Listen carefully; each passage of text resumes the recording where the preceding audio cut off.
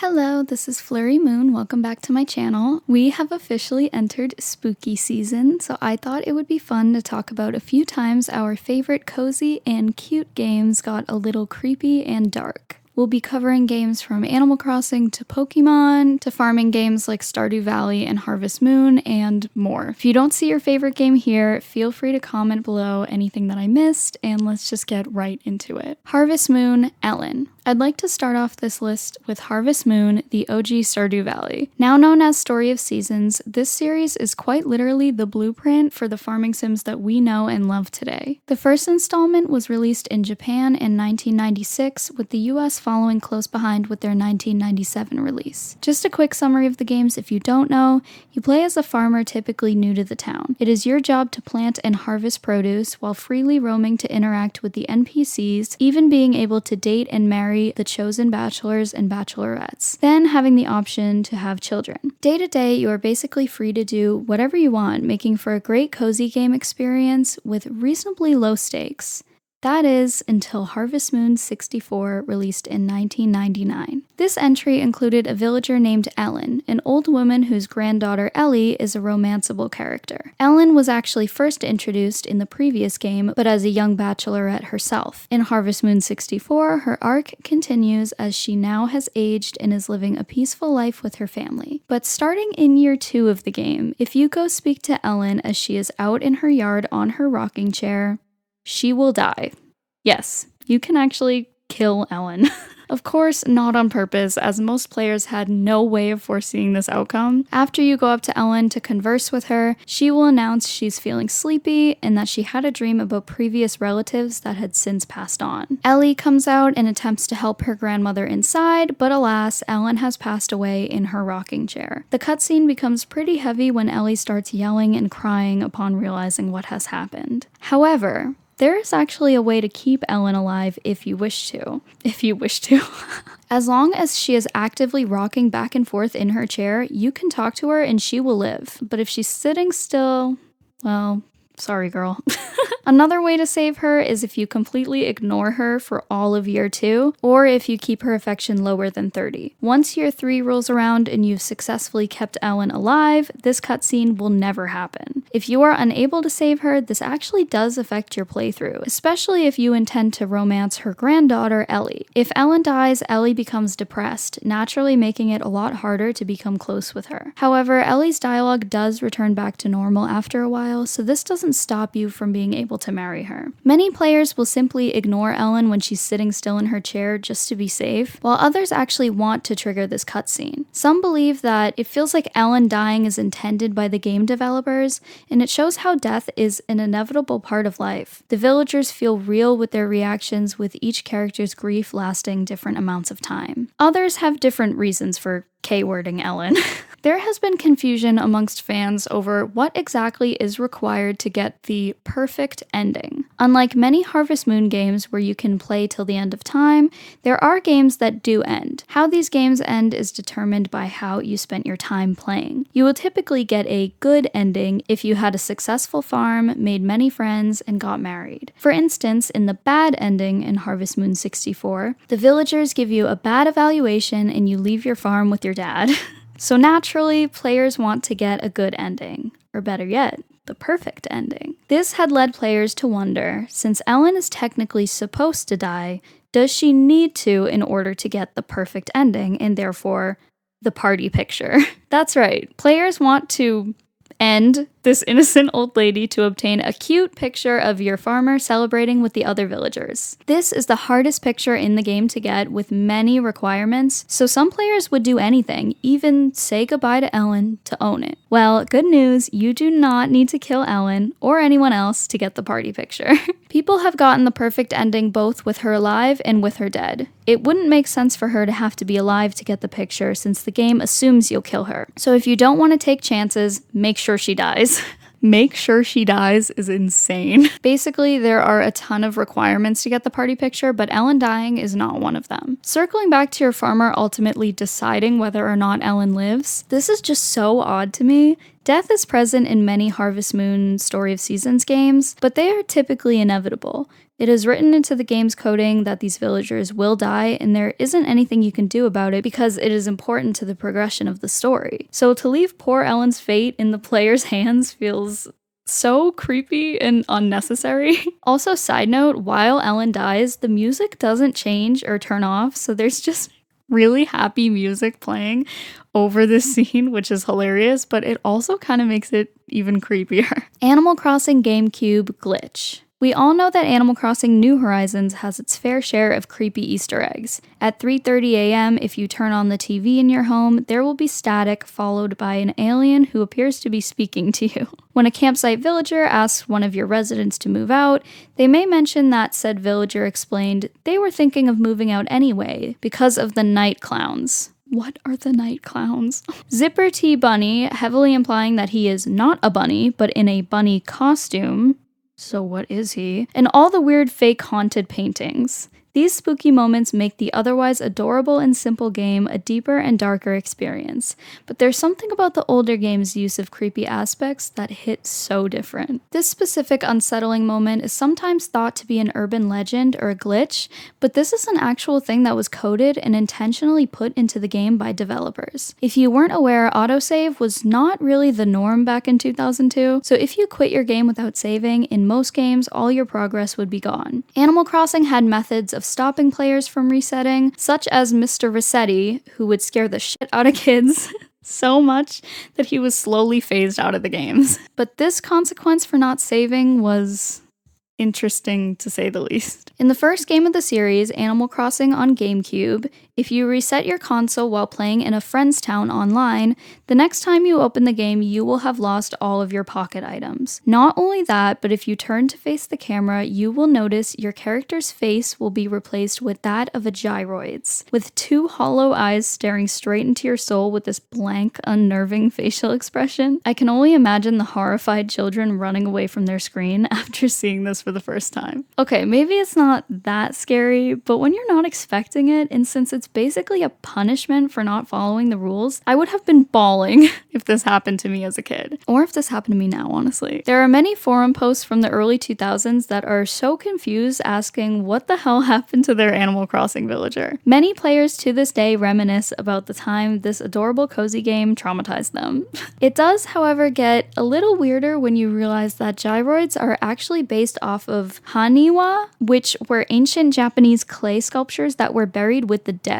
Some players have even theorized that your character died on the train back to your town, leaving you with the gyroid face. I don't think this is necessarily what the developers had in mind when making this glitch, but it's still pretty cool to think about. Sonic Adventure 2, saying goodbye. Okay, maybe this isn't spooky per se, but it scared the shit out of me when I was a kid, so let me have my moment, okay? I'm not sure how many of my viewers played the Sonic Adventure games back in the day, but as someone born in 2002, these games were my childhood. And of course, I had my brother introduce me to all the cool older brother games, so I grew up with the best. One aspect about these games that caught my 4-year-old attention were the Chow. Fun fact, probably for like 5 to 10 years, my siblings and I thought it was pronounced KOs. My mom was no help because she also thought they were called KOs until my dad one day saw it on the screen and was like, that says Chow. But it was too late because they were KOs to me and kinda still are. So if I struggle calling them chows in this, that is why. Anyway, in Sonic Adventure 2, you can collect chow. Is chow plural? I'm just gonna go with that, you guys. You can collect chow, these little baby creatures who you can level up by giving them items you've collected by playing through all the stages in the game. This is a fun little side quest that added something really special to the experience. You can keep up to 8 of them, with 3 separate gardens for them to play, grow, and train, with chow races and karate minigames to get stronger. You guys, they're so cute. I love them. Although I wish this whole video was about chow or KOs and how much I love them, unfortunately, it is not. For this entry, I will be specifically talking about the 2002 GameCube version because I know there were differences between that and the 2001 Sega Dreamcast version. In each chow garden, there is a chow transporter. The transporter offers a few options for the player, such as drop off and pick up, which is a minigame only available if you own a Game Boy Advance, move, which allows the player to transfer a chow between 2 save files, and the option that we'll be discussing in depth today, goodbye. Upon placing your Chow into the transporter, a bittersweet, eerie, and frankly heartbreaking tune plays, explaining what will happen when you say goodbye. Chow will live a happy life in a faraway forest. You will never see your Chow again. Okay, they're not playing around. As you select your Chow's fate, the game lets you know one last time that you will, in fact, never see your Chow again. That's it. You may think this is more of a sad moment than a creepy one, but I was terrified of placing my Chow or even going near the transporter because I was so afraid of this feature. I think it's nice that it assures you your Chow will be happy, but I can't help but not believe them. The game came out when I was 4 and the goodbye music still haunts me. This song and the picture of the Chow walking away traumatized me into keeping it. I think we all had this experience. I guess a creepier aspect about the Chow is that they can die, which I actually didn't know until scripting for this video. Maybe I just never neglected mine, so I wouldn't know. But Chow can die of old age only if their happiness is less than 50. It will enter a gray cocoon with a yellow point on top, then disappears forever. If its happiness is over 50, it will reincarnate instead, entering a pink cocoon, then basically resetting back to a baby. Stardew Valley, Mr. Chi attacks. Stardew Valley is probably the most popular Harvest Moon-like game, maybe even surpassing Harvest Moon, which breaks my heart because I love Harvest Moon. But it's well-deserved. Concerned Ape's entry of your typical farming game with Stardew Valley really shook up players and other developers, creating a new norm and standard for the genre. It's cozy, it's cute, it's deep, dark, the gameplay is stacked with tons of achievements, making your playthrough feel endless and fulfilling. Probably the biggest goal to strive for is reaching perfection. After you have completed basically everything there is to achieve, you will unlock a ton of bonus content like a golden clock and other things that I won't get too into because I know people don't like spoilers. I still haven't done it yet, but one day I will. So let's just get into what makes this section creepy. A big character when trying to reach perfection is Mr. Chi. Without spoilers, he is a mysterious stranger who runs the casino in Calico Desert, and he is connected to the player reaching perfection. When reaching perfection, you unlock the summit, and your perks begin after. But there are players who have attempted and succeeded at cheating their way to the summit. There is a way to walk out of bounds in order to glitch into the summit cutscene. But as a punishment, or just a fun I see you Easter egg, Concerned Ape added a twist in the new 1.6 update. If you choose to glitch your way to the summit, unlike the original cutscene with a beautiful view and a sense of achievement, you are met with the cliff over a plain black background and an angry Mr. Chi. He then confronts you in the disturbing cutscene, expressing his disapproval and outrage over thinking you can cheat the system and benefit from it. In the last second, he lunges at you, and the screen goes red, then black. You wake up at Harvey's clinic, where he explains to you that you were found unconscious and battered. You were in such rough shape that you needed to undergo emergency surgery. This man rocked your shit. Although it was intended to be a creepy moment, it doesn't make it any less terrifying. I don't cheat, but even I'm terrified I'll accidentally get out of bounds and get this cutscene. Pokemon scaring children. Pokemon is another adorable game that has its fair share of dark themes. Even just reading the Pokedex of some of these cute little creatures, you're just left feeling like, oh. Spoink, the adorable jumping pig, will go into cardiac arrest if it stops bouncing. Mimikyu's true form is so horrifying to others that anyone who has seen him has died out of shock, so he disguises himself as Pikachu in order to make friends. I'm sobbing, by the way. Cubone, one of my personal favorites, wears the skull of his deceased mother, but he's so cute. Pokemon probably has the creepiest lore out of any of the games we're discussing today, but it's not just the backstory. The actual gameplay can leave you a bit spooked as well. Pokemon Diamond and Pearl, released in 2006 on the DS, and Pokemon Platinum in 2008, all included one location, and that is the Old Chateau. At one point in the game, you are left alone to explore an abandoned mansion. As you're entering and exiting the rooms, spooky music plays as you see ghosts out of the corner of your eye, wandering aimlessly. I don't think my explanation does it justice, but picture yourself as a kid playing this in the dark. I would not be okay. The ghosts that you can encounter include a little girl always standing in the room beside you, not with you, and you cannot interact with her. An old man ghost, probably a butler, who haunts the dining area and kitchen. An interesting aspect about this is there are many players who actually remember a third ghost, but others believe they could be misremembering it for a different part of the game, the strange speaking woman on Route 217. Other hauntings in the old chateau include the picture that's eyes follow you as you go into different rooms, the Pokemon statue that glares at you if you speak to it, and of course the ghost-type Pokemon you can battle with. Players reminisce about how this location still gives them creeps to this day. The music creeped me the fuck out. And the worst part is, unlike Turnback Cave, you can't ride on your bicycle to change the music. So that left you with two options: suffer through the creepy-ass ambiance or turn the game's volume off. To this day, I at least turn the music down when I go in there. The old chateau is also the only place where I hope for wild encounters, anything to change the music. I know it's a game designed to be easily accessible for children, but that still unsettles me more than just about any gaming experience I've ever had. Maybe because of the childlike nature of the game. That last comment to me is exactly what makes this entry so creepy, and all of these entries, because it's an unsettling and scary moment in an otherwise cute and fun game as opposed to a horror game that, well, you signed up to get spooked, you know? This is why I love disturbing moments in cozy games, because it's not something you would ever expect, and that leaves a long-lasting effect on you because of that. Harvest Moon Discipline. We are returning back to Harvest Moon because there are so many unnerving moments in this series, so many that it actually inspired me to make this video. Something that makes these scenes feel creepy as opposed to simply dark is how cute and happy the characters look. As we know, in every Harvest Moon Story of Seasons game, you can date, marry, and have children.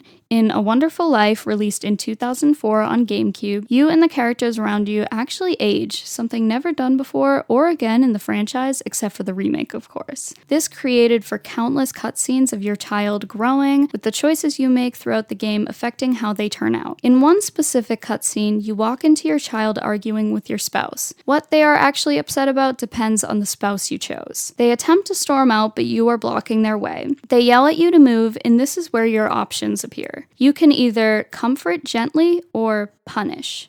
If you choose the punish option, you slap your child, causing them to fall to the ground. How this scene ends also depends on the spouse you chose, because some of the children actually take it well and thank you for caring about them and loving them so much. I don't know, you guys. While other children will complain about how you hurt them and they walk away. Either way, the scene ends with you and your spouse standing in the living room with your character just eerily smiling after what they've done. That is the creepiest part. Like, what? I have no idea how this made it into the game. I know it was 2004, but I can imagine this was still odd to have in a kid's game at the time. There are even a few recordings of it on YouTube with the uploaders shocked that there was child abuse in their Harvest Moon game. Honestly, I could make a whole video on all the dark and disturbing moments in this series, or even just in A Wonderful Life, because there are so many. It's a really heavy game, and I don't think I could have emotionally handled all of it if I played it as a kid. Like, if you neglect your farm and tell your spouse you don't care about it anymore, they will take the child and leave you, and the game ends. Legend of Zelda. Those things. Legend of Zelda is another series that, although dark and intense at times, is overall a cute game in my opinion. You have the Deku Tree Sprout in Ocarina of Time, all the kitties in Twilight Princess, the Kikwi's in Skyward Sword, and so many more. I really love the contrast between the light and fun aspects versus the challenging and frustrating parts of these games. The anger I have felt when playing Breath of the Wild is just something I won't be discussing today. What we will be talking about, however, are these fuckers right here. I'm trying to be indifferent while explaining things, but Jesus Christ, I'm so scared of these things. Redeads, or Lurkers of the Night, have many different forms through many different games, all horrific to look at. But today we will specifically be talking about the 1998 version in Ocarina of Time, their first appearance. They are found in the Royal Tomb just after you learn the Sun Song. You're immediately greeted by these tall, slow-moving, skeleton-like creatures who scream. No thank you. Absolutely not. I'm good. Not only that, but if they get close enough and you get caught in their gaze, they will paralyze you and latch onto you. They'll then start biting you until you're able to break free. I hate this so much. This may not sound that scary, but the way it's poorly animated due to the limitations at the time, actually works in the game's favor, making it even more unnerving. There's a great video on the subject by Button Mash that explains this feeling perfectly, in my opinion. I will now try to explain it not perfectly. Because the animation wasn't insanely detailed at the time, especially in the original Nintendo 64 version, the game leaves it up to the imagination of what exactly this enemy looks like, what it's made of, and creating this mystery and uncertainty that really gets the job done. Of terrifying children. And me, the adult. Here are some other experiences people have had with Redeads. The Redeads in Market Town, Ocarina of Time, freaked me out so much. I would give the controller to my father so I didn't have to run past them, lol. Quick story, I used to not be afraid of the Redeads at all. But I think what really got me, and probably is the origin of my crippling fear I used to have of them, when I was watching my big sister play Smash Bros. Melee when I was little and she was doing the Legend of Zelda portion of the adventure mode. And while I was sitting close to the TV, she KO'd one in a way that made it do the face body slam into the camera thing that happens in Smash games, and jump scared me. I've never been the same since, and used to completely shut down out of fear whenever they would show up in either Smash Melee or other Legend of Zelda games. Except Twilight Princess, since I'm assuming they looked and acted just different enough to not trigger my phobia. Almost 20 years later, and I'm doing a lot better, but I still get put off by the original Redead design from the N64 Ocarina of Time. Sonic. Tails fucking dies. I just wanted to say that because it's funny. In Sonic 2 for the Game Gear in 1992, Tails, our beloved Kitsune sidekick, made his first ever appearance in the series. How exciting! But not for those who got the bad ending of this game. The plot follows Sonic as he attempts to collect every Chaos Emerald to rescue his friend Tails, who is being held captive by Dr. Robotnik. There are 6 emeralds to obtain, and they all can be found hidden in Act 2 of every zone. After you collect them all and beat the game, successfully saving Tails, both characters run off together into the night with the screen panning up to show their faces arranged by constellations in the sky. But if you do not collect all of the Chaos Emeralds, the game ends before you can fight Robotnik, and it cuts right to the scene we talked about. However, Tails is nowhere to be seen with Sonic since he was never saved. When the screen pans to the sky, only Tails' face is shown, and the game ends. This left players wondering, did Tails die? It has never been explicitly said that Tails dies in the bad ending, although his face in the sky suggests otherwise, almost looking like his ghost. In the good ending, Sonic is also shown in the sky and he never died. Many believe that this is the game's way of showing that Tails defeated Robotnik on his own and the constellation just shows the hero of the story. However, Sega has kinda confirmed, or at least toyed with the idea that Tails actually did die in the bad ending of Sonic 2, 8-bit version. Back in 2020, the official Sonic YouTube channel liked to comment about Tails getting killed off. In 2023, after making an April Fool's joke about Sonic being murdered, I don't know you guys, the official Sonic Twitter tweeted, "Speaking of a beloved character's possible demise, Sonic 2 8-bit is coming to Sonic Origins Plus." They have never outwardly denied it either, so I'm gonna go with it because I think it's kind of funny, honestly. Even if this is what the game developers intended, it's up to the player whether or not you even consider bad endings canon anyway, especially since Tails is shown alive and well for the rest of the series. There's also a theory that the developers killed Tails because this was the first game he was in and they wanted an easy way out in case players didn't like him that much. I honestly am inclined to believe this. I feel like it makes a lot of sense. What do you guys think? Animal Crossing, overall weird vibes. I'd like to end this video returning back to Animal Crossing and just talking about specifically the older games. I don't know if anyone feels the same way, but I feel like Animal Crossing GameCube, Wild World, and even City Folk at times have weird vibes that I can't put my finger on. Please do not get me wrong, some of these games are my favorites out of the whole series, and the unsettling feel is sometimes the charm and my favorite part of them. My first Animal Crossing game was New Horizons, so it was definitely a jump going from the crystal clear, overly positive, user-friendly experience to Animal Crossing GameCube, the poorly lit, pixelated world you're thrown into with this raccoon thing yelling at you for being poor while your villagers call you ugly. And I love it. Maybe it's the music or the fact that the villagers weren't given anything to really do until New Horizons, so they're just walking around aimlessly in circles. Maybe it's the fact that they would just pack up and leave your town one day with no explanation or heads up, causing for thousands of upset children whose favorite neighbor just moved away. Maybe it's the Rafflesia, the giant rotting flower that appears on your island if it has the worst possible island rating. This totally didn't happen to me in Wild World the other night, and it totally didn't freak me the fuck out at my ripe old age of 22. And no, I totally didn't immediately scramble to get rid of all my weeds to raise my town rank. Maybe it's the random eerie messages in bottles you'll get washed up on the beach. Like this one. Listen up. If you're reading this, it's probably too late for me. Take care of things for me, would ya? Farewell. Hey, no thanks, I'm terrified. The disturbing Easter eggs scattered throughout New Horizons simply don't have the same effect as these subtle, unsettling, glossed over moments in the early 2000s. Let me know what you guys think. Well, that's about it for today's video. I hope you guys enjoyed and hopefully you weren't too spooked out by this. I'm not adding any scary music or anything, just fun Halloween vibes because I love this time of year. Comment below your favorite creepy moments in games and let me know if you'd like a part 2. Thank you guys for 3,000 subscribers. I genuinely cannot believe it. And I hope you stick around even with my sporadic video ideas and uploads. As always, feel free to let me know any videos you'd like me to do, and I'll see you next week. Bye!